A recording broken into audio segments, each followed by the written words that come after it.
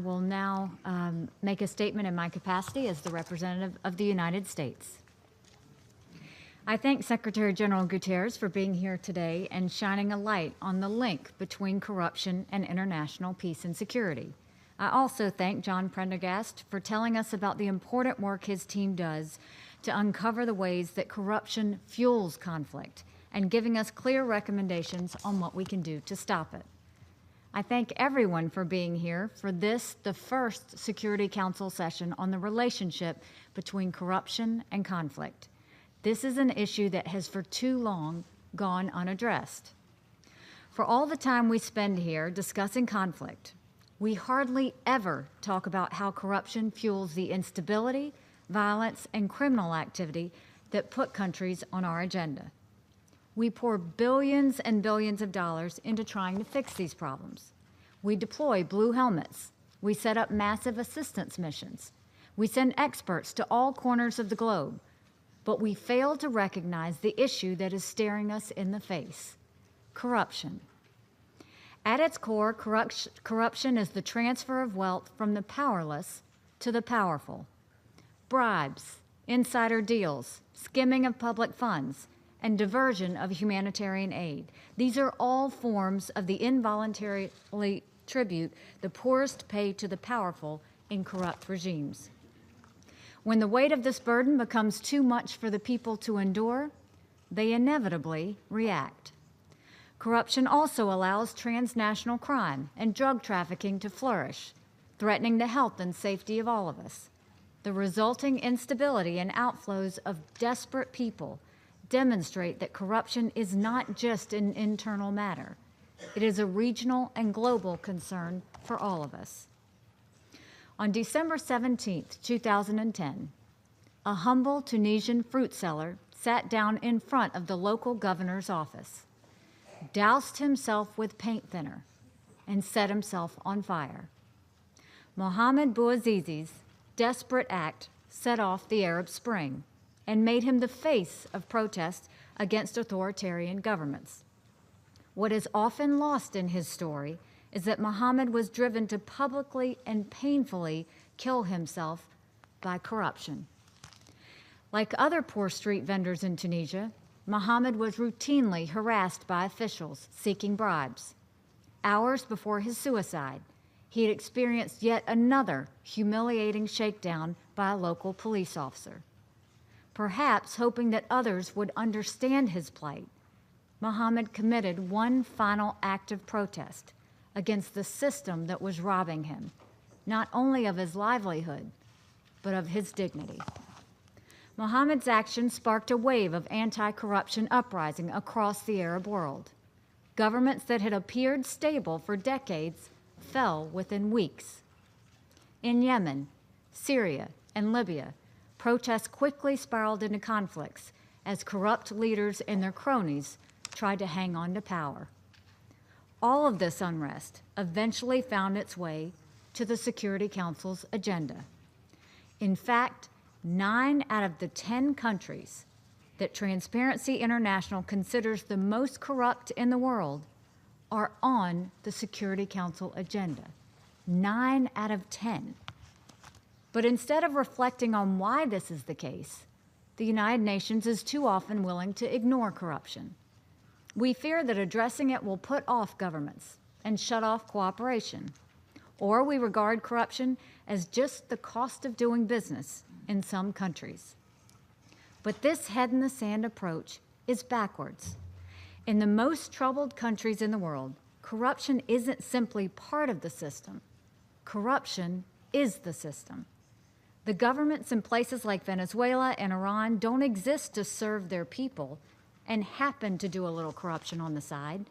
They exist to serve their own interests, and corruption is the means by which they do so. The fact is, corrupt regimes cannot be ignored, wished away, or dealt with quietly or with whispers. If the Security Council is going to deliver on its commitment to peace and security, corruption must be addressed. Examples of corruption leading to conflict are all around us. The estimates of how much the corrupt government of Viktor Yanukovych stole from the Ukrainian people, run as high as $100 billion over the course of less than 4 years. His lavish lifestyle was legendary and greatly resented by the Ukrainian people. And when Yanukovych was eventually ousted for his crimes, the ripple effects were global. Russia occupied Crimea and began the most serious confrontation between Moscow and the West since the Cold War. Corruption also fuels terrorist movements. Citizens who watch government insiders get rich by stealing resources or demanding bribes are ripe for recruitment for terrorists. Boko Haram gained power and support in Nigeria, largely in opposition to government corruption and oppression. The first targets of its violent attacks were the police stations that housed Nigeria's notoriously corrupt and abusive police force.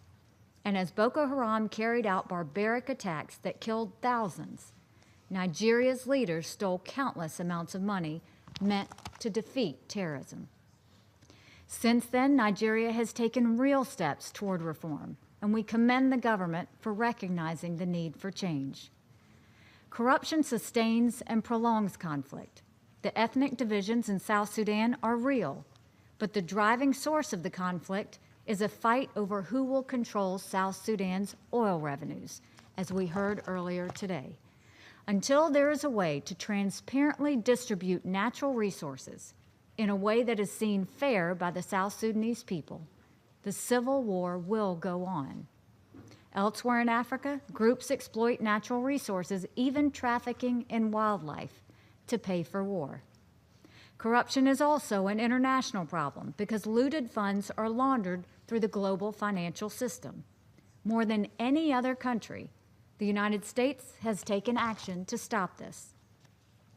Through the Kleptocracy Initiative, the Foreign Corrupt Practices Act, and the Global Magnitsky Human Rights Accountability Act, we have shut down corrupt actors involved in narco-trafficking, arms trafficking, and money laundering.